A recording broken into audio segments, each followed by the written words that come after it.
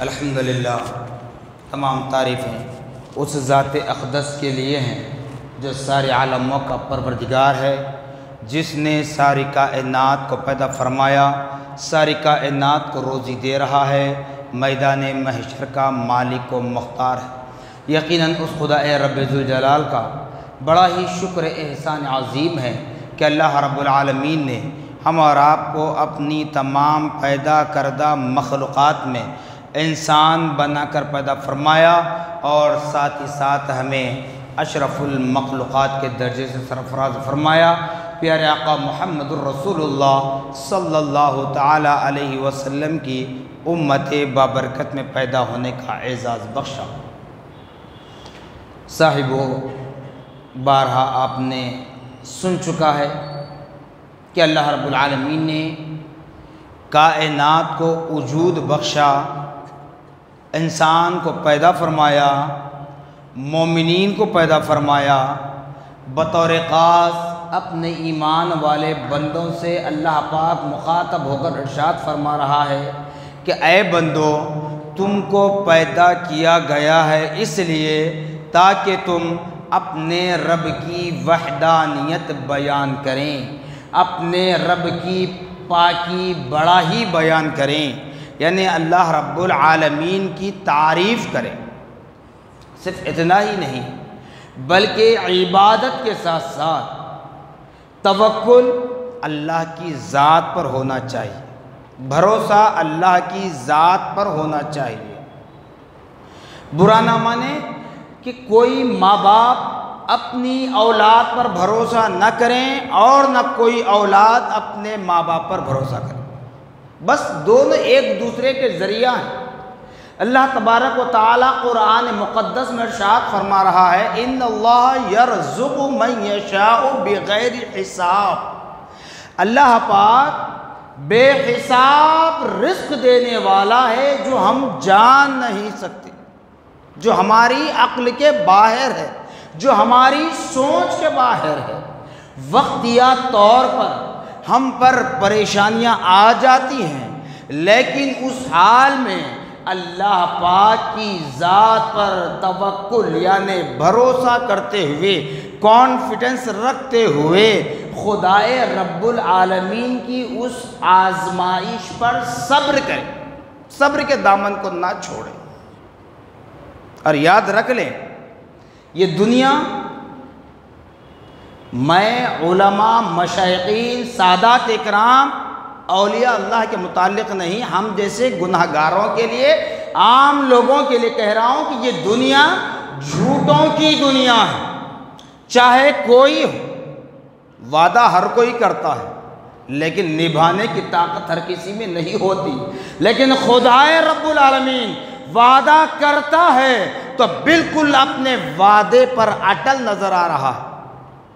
آپ دیکھ لیں، اگر کوئی شخص بیمار پڑتا ہے،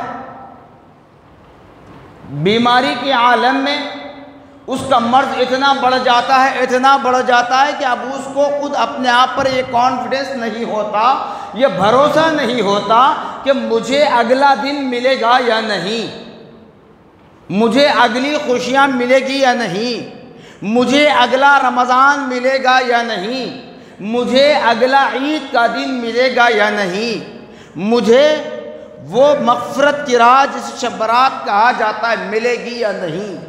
یا انسان کے اندر کیفیت پیدا ہو جاتی ہے ایام مرض میں جب وہ مبتلا ہو جاتا ہے۔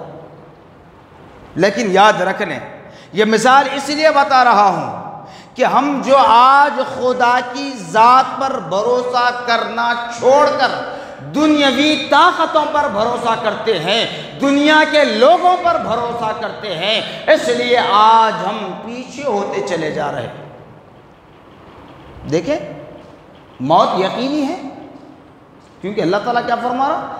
الذی خلق الموت والحیات لیبلوکم ایکم احسن عملا، کہ لوگوں تمہارے ساتھ یعنی تمہاری زندگی کے ساتھ موت کو بنایا گیا ہے۔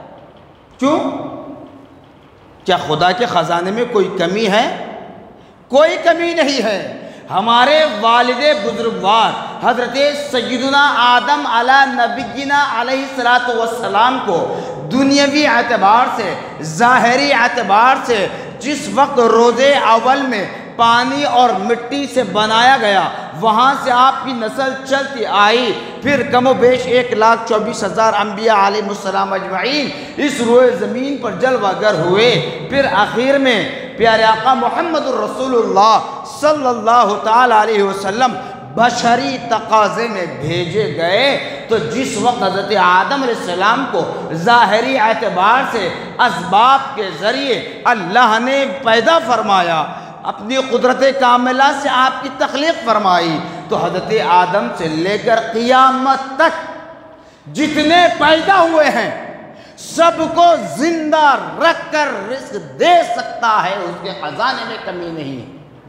چونکہ اللہ کا فرمان ہے جب بندہ پیدا ہوتا ہے اس کی تقدیر لکھی جاتی ہے، یہ سب جانتے ہیں، لیکن ساتھ میں بتلایا جاتا ہے جب وہ نومولود پیدا ہوتا ہے تو اس کا رزق بھی پیدا ہوتا ہے، اس کا رزق بھی پیدا ہوتا ہے۔ یاد رکھ لیں، کیونکہ باتیں کچھ سمجھانے کے لیے مجھے کہنا پڑتا ہے۔ جب ایک لڑکی شادی شدہ ہوتی ہے، جب تک وہ جنم نہیں دیتی تب تک اس کی چھاتی میں دودھ نہیں آتا، یہ نظام خدا کا ہے، کیونکہ اس کی چھاتی میں دودھ آنا یہ اس نومولود کا رزق ہے، اس نومولود کا رزق ہے۔ جب اولاد کا سلسلہ ختم ہو جاتا ہے تو پھر ان عورتوں کی چھاتیوں سے دودھ ختم کر دیا جاتا ہے۔ یہ اللہ تعالیٰ جو رزق دینے کا وعدہ کیا بالکل دے رہا ہے، حاصل کرنے کی ضرورت ہے۔ یاد رکھ لیں، میری باتیں تلخ لگتی ہوں گی مگر اللہ اس کا رسول حاضر و ناظر ہے، ممبر رسول کے زیر سایہ کھڑے ہو کر کہتا ہوں، حق کہوں گا۔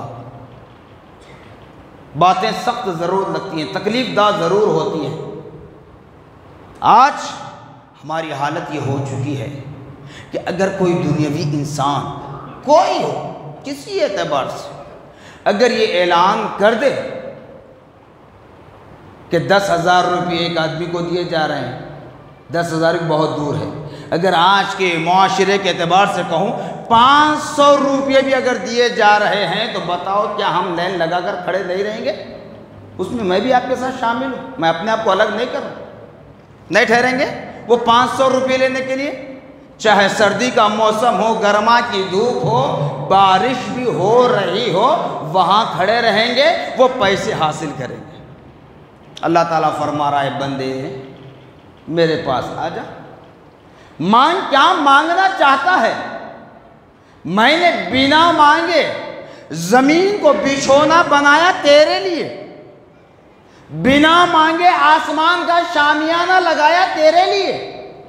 اے بندے، بنا مانگے میں نے سورج کو پیدا کیا تیری روشنی کے لیے۔ جب سورج غروب ہو جائے، رات کا اندھیرا چھا جائے تو اللہ فرماتا ہے اے بندے میں نے تیرے لیے چاندنی پیدا کر دی، چاند ستاروں کے ذریعے تیرے لیے، سب کچھ تیرے لیے۔ تب آخر میں کیا ہونا چاہیے؟ تو اللہ فرماتا ہے بندے تیری زندگی ہو میری بندگی کے لیے، تیری زندگی ہو میری رضا کے لیے، تیری زندگی ہو میری خوشنودی حاصل کرنے کے لیے۔ اب اللہ کی خوشنودی ہمیں کیسے ملے گی؟ اللہ کی خوشنودی، اللہ کی رضا کیسے ملے گی؟ اللہ ہم سے کیسے راضی ہوگا؟ تو اللہ پاک فرماتا ہے اے بندے تجھ پر نمازیں فرض کی گئی، تو نماز پڑھ، تو نماز پڑھ، سجدہ کر، اپنی پیشانی کو سجدے میں جھکا، اپنے رب کی رضا کے لیے نماز پڑھ۔ تجھے تیرا رزق ملتا رہے گا، بلکہ تیرے رزق میں خیر و برکت ہوتی رہے گی، بلکہ تو جو رزق کھاتا رہے گا، وہ نماز پڑھتا رہے گا، رب کی بندگی کرتا رہے گا، تیرے اندر ایسی طاقت پیدا ہوگی، ایسی قوت پیدا ہوگی کہ دنیا کی کوئی مشنری تیری طاقت کے سامنے کام نہیں آ سکتی۔ اللہ تعالیٰ چاہتا ہے مانگ، کیوں؟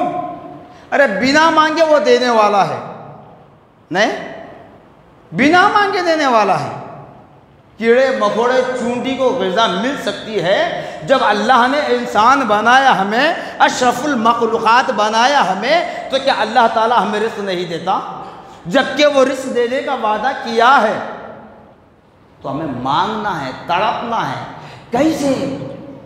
آج موسم سردی کا ہمارے پاس چل رہا ہے، فجر کیا وہ وقت، فجر کی نماز کا وہ وقت جب تم اٹھ کر اپنی میٹھی نیند کو قربان کر کے اپنے بستر کو چھوڑ کر رب کی رضا کے لیے آگے بڑھ جاؤ، تو یقین جانیے شیطان کے چنگل سے بچ جاؤ گے، اللہ کے حفظ و امان میں آ جاؤ گے۔ جب اللہ کے حفظ و امان میں، اللہ کی کسٹڈی میں آ جائے، تو بھلا بتلاؤ شیطان تمہیں کیسے بہکائے گا۔ یہ وقت بڑی آزمائش کا وقت ہے ایمان والو۔ اللہ تعالیٰ چاہتا ہے، کہتا ہے اے بندے تو چاہتا ہے کہ تو اور بھی آگے بڑھ جائے، تو یاد رکھ یہ 5 وقتہ نمازوں کے علاوہ نوافل کی کثرت کرنا، اور بھی آگے بڑھنا چاہتا ہے دین و دنیا میں۔ مرنے کے بعد کی دائمی زندگی ہے، ہمیشہ ہمیشہ کی زندگی ہے۔ یہ زندگی صرف 4 دن کی زندگی ہے، جو بڑے کہتے ہیں، بڑے لوگ جو کہتے ہیں صرف 4 دن کی زندگی ہے، اس کو میں نے کئی بار کہہ چکا ہوں۔ مؤذن صاحب نماز کا وقت ہوتے، جماعت کا وقت ہوتے، کھڑے رہ کر مصلی پر اقامت دیتے ہیں، اس کے بعد امام صاحب تکبیر تحریمہ کہتے ہیں۔ کتنا وقت لگتا ہے صاحب؟ بڑے سکون و اطمینان کے ساتھ بھی جانماز کی نیت پڑھی جائے، نماز کی نیت کی جائے، 1 منٹ، 1.5 منٹ، 1.5 منٹ بھی بہت زیادہ کہہ رہا ہوں کیونکہ نماز فاسد ہو جاتی ہے، اتنا وقت نہیں لگتا۔ 1 منٹ، مان لیں 1.5 منٹ، تو انسان کی زندگی صرف اتنی ہی دیر کی ہے، اتنی ہی دیر کی زندگی ہے۔ کیوں؟ ہم پیدا ہوتے ہیں تو ہمارے سیدھے کان میں آذان دی جاتی ہے اور بائیں کان میں اقامت ہوتی ہے۔ جب ہم اس دنیا سے چل بستے ہیں، ہم اس دنیا سے گزر جائیں، جب ہمارا انتقال ہو جائے تو ہماری نماز جنازہ کے لیے نہ اذان ہوتی ہے، نہ اقامت ہوتی ہے، صرف اعلان ہوتا ہے الصلاۃ جنازہ فرض کفایہ۔ تو انسان کی زندگی بس اتنی ہی دیر کی ہے ایمان والوں۔ اپنے رب کو راضی کرنے کی کوشش کریں، دنیاوی طاقتوں سے بھروسہ اڑا دیں، بھروسہ خدا کی ذات پر کر لیں، خدا اس کے رسول کی ذات پر بھروسہ کر لیں۔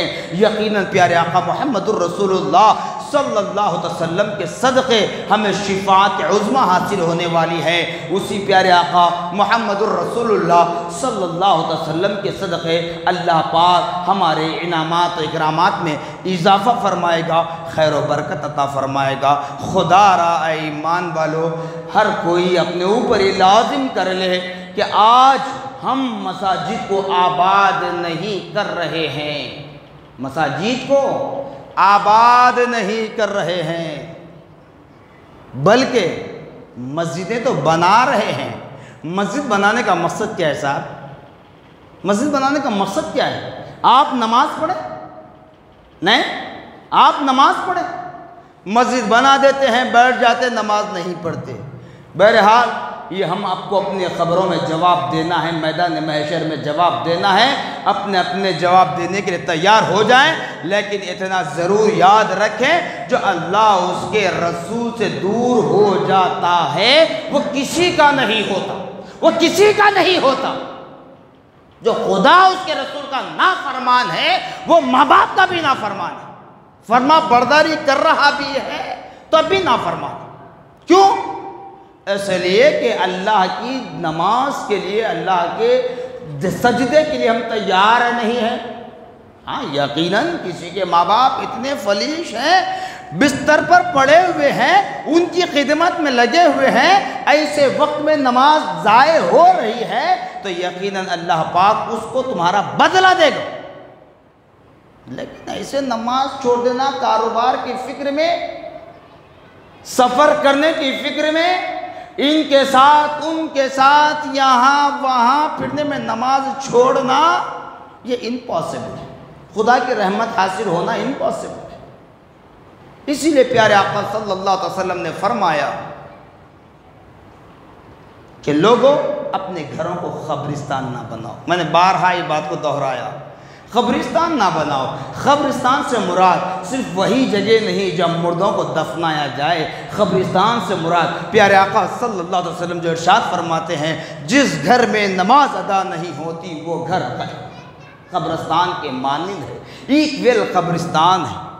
خدا را اللہ اس کے رسول سے جڑیے، نہیں معلوم کب کس کی موت واقع ہو جائے، نہیں معلوم کب ملک الموت کس کی روح کو قبض کر لے۔ آخری بات بتاتا ہوں، وقت ہو چکا ہے۔